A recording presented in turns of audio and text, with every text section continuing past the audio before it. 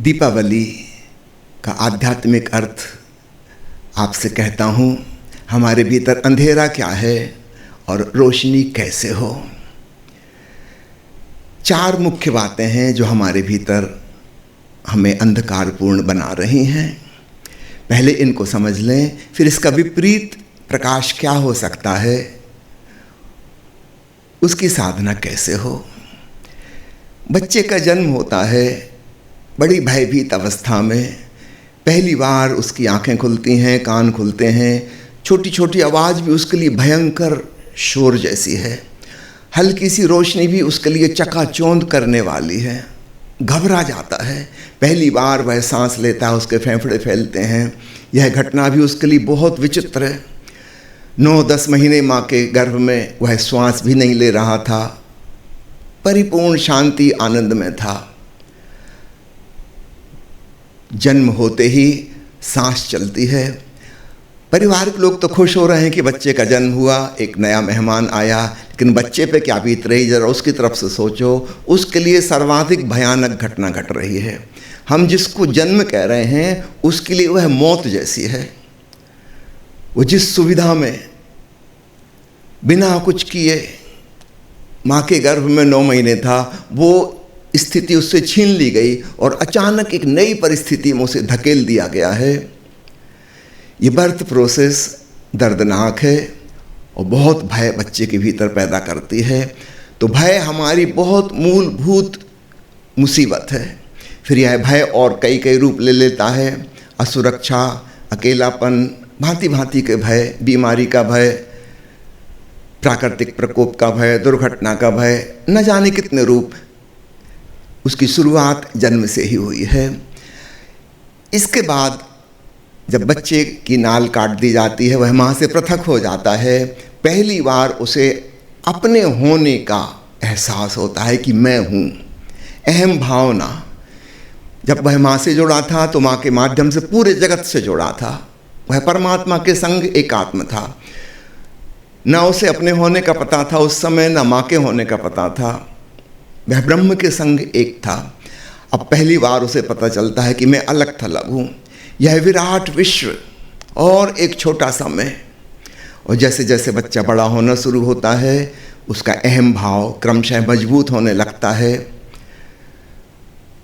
परिवार, समाज, शिक्षा प्रणाली, ये सब उसको अपने पैरों पर खड़ा होना सिखाते हैं, उसके अहंकार को मजबूत करते हैं। यह जीवन की प्रक्रिया के लिए अनिवार्य है। तो भय अनिवार्य है ताकि वह अपनी सुरक्षा कर सके। अहंकार अनिवार्य है ताकि उसके अंदर रीढ़ पैदा हो सके, अपने पैरों पर खड़ा हो सके, किसी के ऊपर निर्भर ना हो। ये दूसरी मुसीबत खड़ी हुई।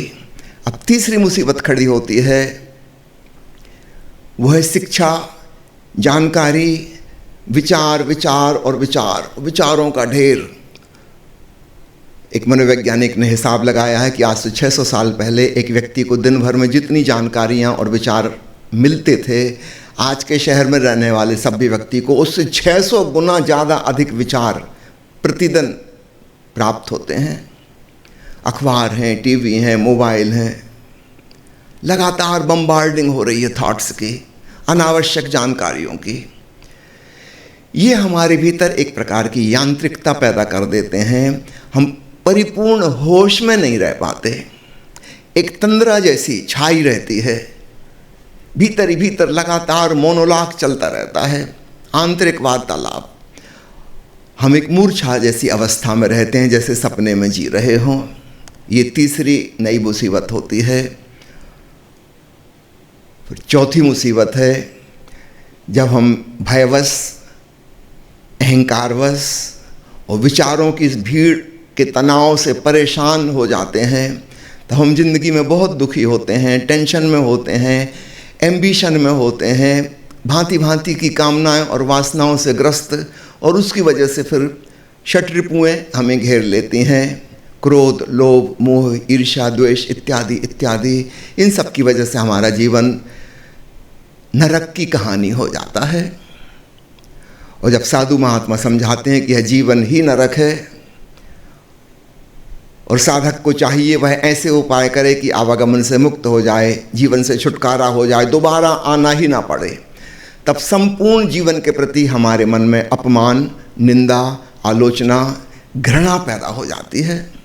जिंदगी जीने योग्य ही नहीं, ऐसा लगता है पिछले जन्मों के किसी दुष्कर्मों का दंड हम भुगत रहे हैं। और ऐसा ही हमारे तथाकथित धार्मिक साधु महात्मा हमें समझाते हैं और हम राजी हो जाते हैं, क्योंकि हमें भी लगता है कि हम दंड भुगत रहे हैं। एक बहुत निगेटिव एटीट्यूड जीवन के प्रति। ये 4 मुख्य समस्याएं हैं: भय, अहंकार, विचारों की भीड़ से उत्पन्न हो गई मूर्छित चित्त की अवस्था, और अंतिम जो मैंने कहा, नकारात्मक दृष्टिकोण। ये हमारे जीवन के अंधकार हैं। ये अमावस की रात है जो हमें घेरे हुए है। कैसे भीतर दीपक जले? ओशो कहते हैं, मेरे सन्यास मंदिर के 4 स्तंभ हैं। पहला, जीवन के प्रति सम्मान, रिवरेंस फॉर लाइफ। सदियों सदियों से हमें जीवन का अपमान सिखाया गया है, जीवन को त्याग करने योग्य बताया है। जीवन जीने जैसा ही नहीं है, ऐसा हमें समझाया गया है। और हम भी राजी हो जाते हैं, क्योंकि हमारे सारे कटु अनुभव महात्माओं की थ्योरी से मैच करते हैं। नहीं, हमें एक नया पॉजिटिव दृष्टिकोण पैदा करना होगा। जीवन दंड नहीं है, पुरस्कार है। अस्तित्व की तरफ से मिला एक अनूठा उपहार। बिना मांगे जो मिलता है उसको गिफ्ट कहते हैं, मांगने से जो मिलता है उसे भीख कहते हैं। कि आपको स्मरण पड़ता है, आप ईश्वर के दफ्तर में कभी गए थे और आपने ये एप्लीकेशन दी थी कि मुझे धरती पे पैदा कर दो? नहीं, आपने मांगा भी नहीं था, अचानक आप हैं। यह भीख नहीं है, यह दंड भी नहीं है, यह सजा भी नहीं है, यह एक पुरस्कार है। यह सम्मान की भावना हमें पैदा करनी होगी और पुरानी जो सिद्धांत और धारणाएं हमारे मन में ठूंस दी गई हैं उनसे छुटकारा पाना होगा। जीवन के प्रति जब कोई व्यक्ति सम्मान से भर जाता है, तब दूसरी बात आती है ध्यान, अर्थात होशपूर्ण होना। यहाँ ध्यान का अर्थ यह नहीं है किसी मूर्ति पे एकाग्र होना है आपको, किसी दीपक की ज्योति पर, कि किसी मंदिर मस्जिद चर्च में जाके आंख बंद करके बैठना है, कि माला फेरना है, कि जाप करना है। जी नहीं, इस सम्मानित जीवन को आदरपूर्वक, होशपूर्वक जीना है। Be sensitive. अपने छोटे छोटे से कृत्यों में अथवा कुछ ना करते हुए आराम से बैठे हुए फुर्सत में ज़्यादा से ज़्यादा होशपूर्ण बनो। इसका नाम है ध्यान, मेडिटेशन। यह दूसरा दीपक है जो आपको जलाना है। तीसरा दीपक ओशो कहते हैं प्रेम, लविंगनेस। याद रखना, भय के विपरीत प्रेम है। यह एक नई बात ओशो ने उजागर की। प्रेम के विपरीत भय है। पुराने संतों ने समझाया है, बिन भय होय न प्रीति। उनकी बात 100% गलत है। जिससे हमें डर लगता है, उससे हमें घृणा होती है, उसे हम प्रेम कर ही नहीं सकते। हम दिखावा करें, एक्टिंग करें, अभिनय करें, वो एक अलग बात है, लेकिन वास्तव में प्रेम हो ही नहीं सकता। जिससे हमें भय लगता है, हम तो चाहते हैं कि वो ना हो जाए, वो समाप्त ही हो जाए। हमें अपने हृदय में प्रेम की सद्भावना विकसित करनी होगी, मैत्री की सद्भावना विकसित करनी होगी, अहोभाव विकसित करना होगा, करुणा भाव विकसित करना होगा। ये सब प्रेम के ही विविध रूप हैं, बीज रूप में मौजूद हैं। यदा कदा कभी छोटे छोटे अंकुर उनमें आते भी हैं, लेकिन हमारी समाज व्यवस्था, परिवार व्यवस्था, हमारी शिक्षा प्रणाली, हमारे धर्म और हमारी राजनीति,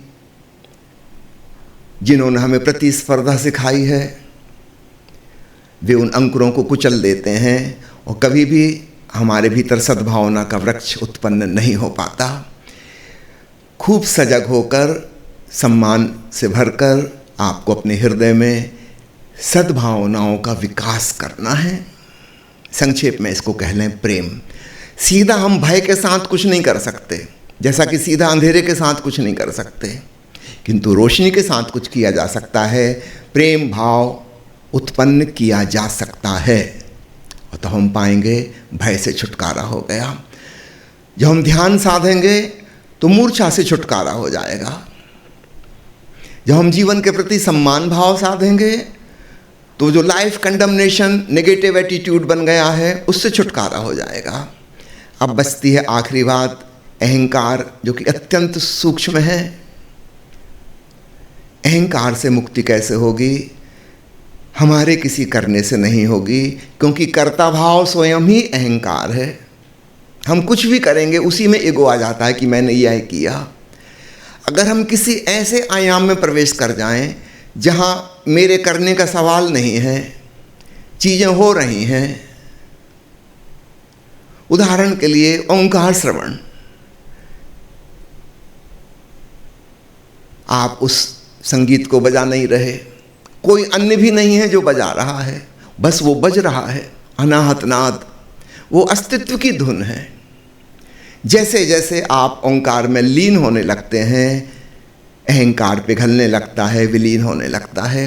तो सीधा हम अहंकार के संग कुछ नहीं कर सकते। जो व्यक्ति अहंकार को मिटाने की कोशिश करेगा डायरेक्ट,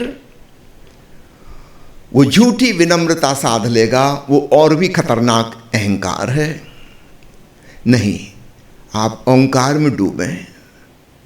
जैसे नमक का पुतला सागर में सागर की गहराई नापने के लिए जाए, जैसे जैसा गहरा जाने लगेगा पुतला पिघलने लगेगा, घुल जाएगा, स्वयं ही सागर हो जाएगा। ठीक ऐसे ही परमात्मा के नाद में डूबते डूबते अहम भाव विसर्जित हो जाता है, ब्रह्म भाव आ जाता है, ब्रह्मानुभव हो जाता है। चूँकि आप सब लोग बम्बई वासी हैं, मुझे याद आता है जब ओशो बम्बई में रहते थे 1971 में, स्वामी योगचिन्मय उनके सचिव थे और बगल के ही कमरे में वुडलैंड्स में रहते थे। ओशो ने एक पत्र उनको लिखा है। ओंकार श्रवण को समझने के लिए मैं वह पत्र आपको पढ़कर सुनाना चाहता हूँ, किंतु उसकी भूमिका में यह समझ लीजिए, यह पत्र वैसा नहीं है जिसको पोस्ट किया गया हो। चिन्मय जी तो बगल में ही रहते थे। यह पत्र वैसा भी नहीं है कि जिसमें किसी साधक ने कुछ पूछा है और उसका जवाब ओशो ने दिया हो।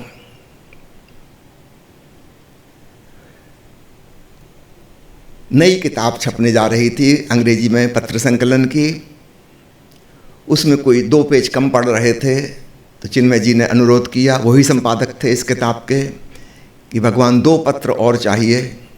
तो ओशो ने उनके ही नाम 2 पत्र लिख दिए। ये अंतिम 2 पत्र, इसमें से एक आपको पढ़ कर सुनाऊंगा। इन दोनों पत्रों में साइलेंट म्यूजिक, मौन संगीत अर्थात अनाहत नाद की चर्चा है, और ओशो ने उनकी विधि भी दी है। बाद में यह किताब अन्य पत्र संकलनों के साथ हिंदी में भी प्रकाशित हुई, अनुवादित होकर। उसका नाम है मौन संगीत। याद रखिएगा 200 पत्र हैं मौन संगीत किताब में। उसके अंतिम पत्र जो कि स्पेशल ओशो ने लिखा है, उसके आधार पर ही ओशो ने किताब का नाम चयन किया। किताबों के टाइटल हमेशा ओशो स्वयं चुनते थे। तो अंग्रेजी में भी द साइलेंट म्यूज़िक और हिंदी में मौन संगीत। मैं वह पत्र आपको पढ़ के सुनाता हूँ, उसका हिंदी अनुवाद, गौर से सुनिएगा।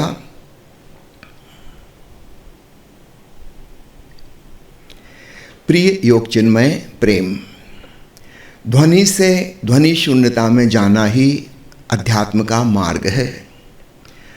ओम रूपी ध्वनि उच्चार करें, धीरे धीरे ध्वनि शून्यता में मौन में प्रवेश करेगी, वैसे ही आप भी मौन में डूब जाएं, अथवा किन्हीं 2 ध्वनियों के बीच के अंतराल में रहें और आप स्वयं ध्वनि शून्य हो जाएं, या झरने जैसी निरंतर ध्वनि या किसी अन्य निरंतर ध्वनि में स्नान करें, अथवा कानों में अंगुलियां डालकर सभी ध्वनियों की स्रोत ध्वनि अनाहत नाद को सुने, और अचानक आप पर ब्रह्म के मौन संगीत का विस्फोट होगा। किसी भी तरह से ध्वनि शून्य खाई में गिर जाएं और आप परमात्मा को पालेंगे। रजनीश के प्रणाम, 22 मई 1971।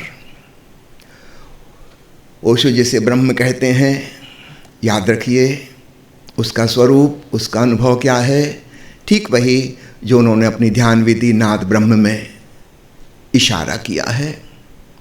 ब्रह्म अर्थात नाद, वह मौन संगीत, उसकी अतल खाई, वह असीम विराट अनादि अनंत, वह शाश्वत संगीत। उसमें जब हम खो जाते हैं, अहंकार विलीन हो जाता है। तो जो अंधकार के मुख्य 4 आयाम मैंने आपसे कहे, उन चारों के पार जाने का उपाय ओशो ने समझाया है।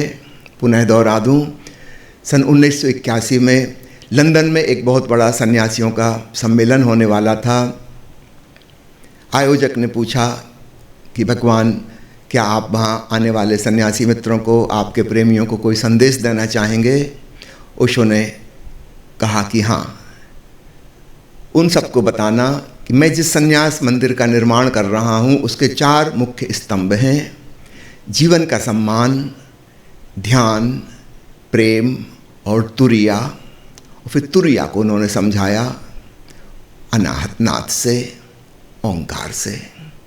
आप सबके भी लिए यही संदेश है। इस अमावस की रात को, दीपावली की रात, केवल बाहर बाहर से ही नहीं, अपने भीतर से भी बना लें। धन्यवाद। जय ओशो।